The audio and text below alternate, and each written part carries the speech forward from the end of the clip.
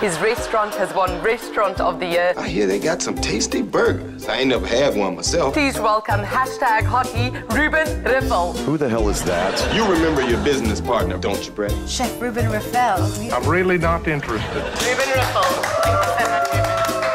Thank you. Thank you. Finally, somebody of my caliber. Oh, really? When it comes to cooking. For the longest time, I've been the best chef, the best cook in the room. And I just felt that, you know, I need to bring somebody who's on my level of cooking. Therefore, Rueben Riffle! Yay! How's it, guys? Let's just catch Ruben up here. So we've been having intermittently these challenges. Cindy happens to be the Great Potato Bake-Off champion of 2018. Thank you. Right? And Anele made what she calls and maybe we should ask Ruben this question because she says it was a stew. I claim it was a casserole. Yeah. Because chicken pieces with some sauce, basically, and a potato. She keeps claiming that it's the definition of a stew. But now tell Ruben who won. Yeah, she won. Stew-off. Thank you. I was up against Anele on the stew-off, and she won. Okay. The casserole. But I think you're becoming technical. Eh? I mean, if it tastes good, it's good, isn't it? I mean, Ruben, but it was a stew. Ruben, this is what happens when Usain Bolt has to race against the under 14A champion of Boys High. Then they come and they're like, is it really 100 meters if you're using your arms extra? You know what I'm saying?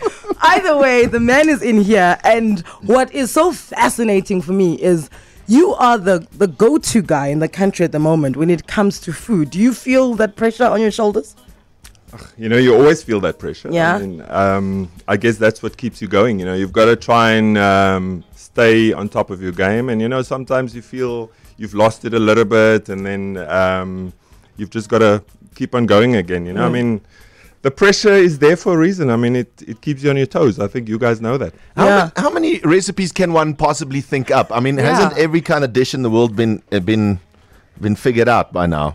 Yeah, but you know, you eat the normal stuff every single day. You know, those are the great recipes. I'm talking now, you know, your typical combinations, even down to just tomato and basil and mozzarella and these type of things. But because you're doing that, you would have an interest to taste some new things, you know, new combinations, whether they lasting and whether you'd crave that tomorrow. You'd like to taste something different now and then. So recipes, I think the best ones maybe have been invented, and the ones that we're doing now is kind of like tweaking of those recipes. Making you know, maybe perfect. adding something else to it. And I think those are now also the better ones. I'm kind of like opposed to taking traditional recipes and turning that into something completely new. Yeah, so you're saying that I made the traditional stew and whatever Anele made is actually just an improvement on what the stew is. You just made a bad dish and I made a good one. Okay, That's fine. what happened there. I just can't believe I wasn't here to taste it. I mean, then... No, next time we're going to invite you, especially around the DSTV Delicious Festival. I think we're going to cook up some stuff for you and then we'll run with it. So can I ask a question then? Do you cook supper at home every night or do you just kind of go, I want a night off, please? Because if I were, like, that's got to be the advantage of being married to a chef, like right? you don't get home and read sports for fun. Well, you know? Yeah. Yeah. Look, because we do that, you know, cooking is really my profession, obviously. So I do that all the time. I guess when I come at home, I don't want to do it unless there's something specific that I want to eat. And I know I'm the only one that can make it to the spec that, you know, I'm kind of like, you know, that you've got this idea in your head of how it should taste. That's the only time when I cook. So what I find fascinating is that your mom used to work in restaurants in Franschhoek, right? Yeah. And then she would bring back, you know, the take cut, off cuts and the leftovers, Yes. and then that's how you develop your palate by tasting, you know, a salmon mousse. Yeah. I was sitting at home, you know, like, and my mom worked in a restaurant where they were doing buffets on Sundays, but a proper French buffet. Yeah. And she would bring back, you know, all the leftovers from the buffet, you know, so whether it's creme brulee, that, I mean, we didn't go to those type of restaurants back then, you know. Yeah. You know, like you mentioned there, the salmon trout mousses. You know, they had this rotisserie lamb that they did, so leg-up lamb with this beautiful sauces going with it. Even a potato bake, like we call it potato bake, but the proper potato gratin, you know, with the thyme and the garlic and the cream and the whole thing. I mean, that was really the first time I tasted those that type of food. I mean, I eventually went to work in that restaurant as well, you know. Oh, but Yeah. wait, first you did a detour. You worked with your dad at a construction company. Yes. Yeah, well, I worked with my dad after school. You know, it was a case of not knowing what to do after school, I guess, like a lot of kids. And you know, mom just said, "Look, you've got to earn some money. You can't just sit at home and do nothing." I think a lot of us can relate to that. And I went to work with my dad, but yeah, I didn't really like the whole. You know, Is that where you realized I can't eat the sandwiches every day? I've got to do something else. His with this. sandwiches were gourmet. Everyone else had like, you know, normal butter, cheese, tomato. It had like julienne, carrots. So yeah, I salami. think the food, you know, especially when you get tasting this nice food that my mom brought back on Sundays, you know, and I'm going to work eating, you know, look, my mum bologna sandwiches. Bologna sandwiches after mixing a lot of daga, you know, cement, and you know, I enjoyed it up to a point, and then I just felt now's the time. You know, there's no, it's not really. I didn't have the talent for. You know, my dad was a carpenter, so I didn't. Yeah. I guess he wanted me to do that, but I just You couldn't. I had a bit of a fear of heights, even walking on these, Oh gosh. you know, on the high roofs and doing all these So things. we have to go to the second floor. No, not the second floor. Please. Daddy, you go. I'll stay here. yeah. So now, if you just joined us, we're in a conversation with Rueben Riffle, and like we said, you know, chef extraordinaire and the leading celebrity chef in the country. When I'm gonna compare you to Prince quickly, Ruben. So Prince has got, you know, many songs that we love from him, but Purple Rain is like the Prince song. Yes, there's Diamonds and Pearls. Yes, there's Most Beautiful in the World. Yeah. But Purple Rain was the one. Yeah. So when it comes to your meals, yes, there are other wonderful ones that we'd like to eat and like, you know, Prince listened to. But what, in your opinion, for you is your meal that is Purple Rain? Okay, I'm gonna take it from. It's really the dishes that over the years have stayed with us. Yeah. You know, so like our pork belly. Ooh. So we started it back in the. I mean, it was like 16 years ago now. You know, when we did this kind of Asian braised pork belly, but we cook it for about 4 hours. Yo. In what they call a master stock. So it's a combination of like soy sauce, chicken stock, star anise, a little bit of sugar, orange, and you cook it really slowly. And then you take it out, you press it, and then you crisp it up after it's sort of like settled a little bit. And we served that with a chili ginger caramel. So it was, you know, julienne of ginger and chilies, and then you do palm sugar and lemon. So, and you serve this at your restaurant? Yeah. So if you're here now and the restaurant is in Franschhoek, then is it closed? No. Who's cooking there? That's why I said we. Oh, is there? Not Okay. I always we. include, it's always we. I mean, obviously, I mean, you guys know this. You do, I do what I do in terms of kind of like coming up with the ideas and fine tuning it. But there's a lot of guys working with me to do that too, you know. Did you not watch Ratatouille? Yeah. Did you not watch it? Did you not that- see how that the kitchen one with works? the mouse? Yes, the mouse that can cook. This is how it goes. Listen, on the way, we want Ruben to tell us more about the DSTV Delicious Festival. That's just around the corner, as well as Frankie has got some more other game. I've got a game for Oh, Ruben. Frankie. Yeah. Right now, though, Rueben Riffle is with us. in studio, apparently you opened a restaurant yesterday in Sandton. Yeah, so Tell us more. our first sort of like foray into Joburg. You know, It's what we've been missing. I just want to say. Yeah, no, it took us a while. We've always been looking, and there was this opportunity that came around, and I mean, we just thought it's a great opportunity. We've never wanted a really big restaurant. I mean, the one that we have now seats about 120 people, which is sort of you know, similar to what we do down in Cape Town. And yeah, we had an opening. We kind of, you know, obviously in the beginning you manage it, so we had a really sort of, I call it a soft opening, and then we'll have a big launch later in the month. Are you allowed to tell us what it's called, or you don't want us to know just yet? No, it's called Rueben. So we're working together with a Capital Hotel group. Yeah. And we opened in, it's one of the hotels, more boutique hotel called the Maloko. Yeah. It's there on Helen Road. And they're busy redoing the whole hotel. And I mean, it took us about a month and a half to redo the restaurant. And yeah, yesterday was our first service. Listen, we are available to just come and test everything for you all week. Look, with your knowledge of food, I'm definitely going to need you to come and give me some good feedback. Okay, perfect. Do you have any pies on the menu? Because Frankie's I love a pie. his expertise is pies. I'll make you a pie. Okay, all right. That's what I'm talking about. DSTV Delicious Festival is coming up, and are you the poster boy for it? Are you the poster chef? What is your role there? Because we just want tickets.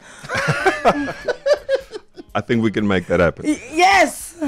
Look, I think it was about 2 years ago I got involved. Yeah. There was more chefs involved, I think, back then. And then this time around, we decided or we were approached, and we're going to really run the whole sort of like restaurant at the DSTV Festival. That's a big restaurant. Yeah, so we have 5 long tables of 50 people. And the idea is also to do more like a kind of a festive, where it's a proper food fest. Nice. So we're doing some kind of tapas stuff to start with, and then a proper kind of 3-course meal to go with it as well. But now there's performances there. Yeah. Is it Lauryn Hill that's coming through to DSTV? Erika Badu. There we go. Yeah, Lauryn Hill's the one that doesn't pitch. So you can't catch any of those performances if you're busy feeding us. Well, I get the back end of that, Okay. So, when the party really gets going, that's where where I go and attend and check it out. I remember it from the year before, and I mean, I really enjoyed it. Later in the day, I think when it gets Bongo really Muffin nice. and the brand new heavies and all of that. Alrighty yeah. then. And then quickly before we get into this game that Frankie wants to play, you are in shape, right? And when you trust a chef, you're just like, why is this one in shape? How much food is he eating, right? Is that something you consciously plan, that you always want to, not look like you're tasting over, not look like you're 10 meals ahead and 4 gym sessions behind? It's actually the lifestyle that does that, in our business, because you stand in front of that stove, it's the high stress, it's all of that type of stuff. And then you have to find time to really go to a gym as well.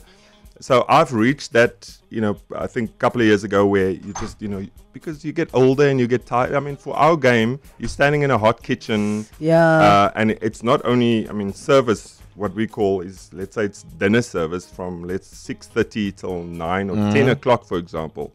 So you've got to be on it all the time.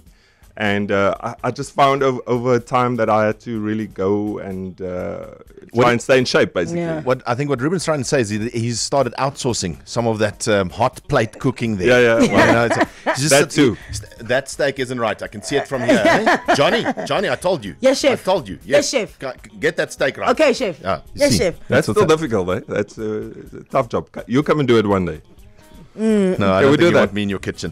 Can we play our game? Yes, you want to play a the song? game. You want to play Let's a game? Okay. No, let's play the game. This is streaming live on Facebook. Rueben Riffle in studio. Brand new restaurant opened yesterday, Capital Park. It's called Ruben's. Right now, Frankie. All right, so what Explain, I've got is, obviously as a chef, you got to know your spices, right? So I've put spice mixtures together, and we're just testing Ruben to see if he can figure out what the spices are. There are 5 of them. We can check this on Facebook, 5 of them. And there's one, the 5th one is my special spice. And I'm just wondering whether you could figure out what is what. What is what? Okay, so just right off the bat, so there's not one specific spice in there. There's No, like it's a mixture of things. Yeah. So what do you want me to identify all of them? I'll give you a clue. These spices are best used. Frankie's giving Ruben a clue.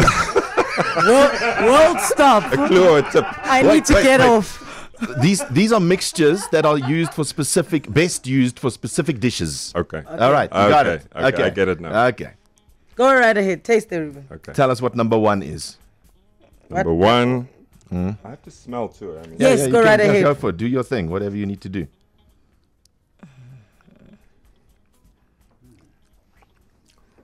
So this I can already. That's a bit of an Italian vibe going on there. Yes, 100% right, huh? 100% right. Oregano. Yes. It's a dry sage oregano mix. Now I've got to get that out of my mouth. Oh, sorry. Get some water. Some water, please. Yeah. Here's some water. Sorry, we didn't think this came through, did we? I did. Okay, number 2. Smell. guy knows what he's doing, hey. Chili, garlic. Even the way he smells.